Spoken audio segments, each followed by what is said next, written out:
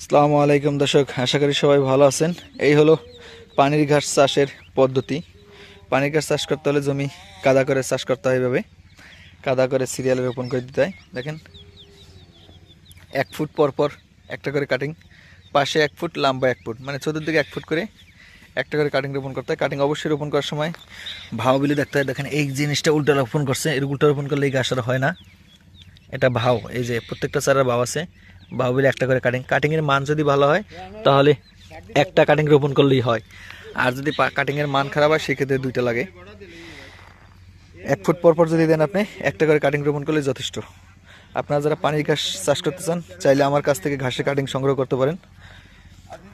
শুধু পানির ঘাস না, সব ধরনের ঘাসের কাটিং, যেমন অজানা হাইব্রিড, জার্মান হোয়াইট হাইব্রিড, উঁচু জমিতে smart নেপিয়া, Guatemala, elephant, Taiwan, Zanzibar, জারা, সব জাতের ঘাসের কাটিং আছে আমার কাছ থেকে, চাইলে আপনারা সংগ্রহ করতে পারবেন।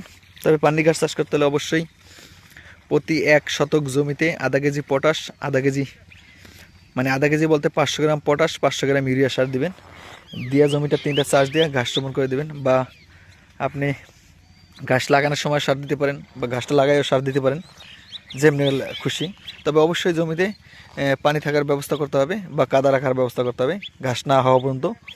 যদি ঘাস না পর্যন্ত কাদা থাকে তাহলে আর কি সহজে ঘাসটা দ্রুত বৃদ্ধি পায়। মাটি ফাইটা গেলে আর কি এই ঘাসটা হইতেছে না।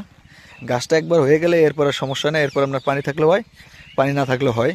তবে এই জিনিসগুলো আপনারা ফলো করবেন সবসময়, যেন পানির ঘাস লাগালে অবশ্যই জমিতে পানি থাকে বা কাদা থাকে। আল্লাহ হাফেজ।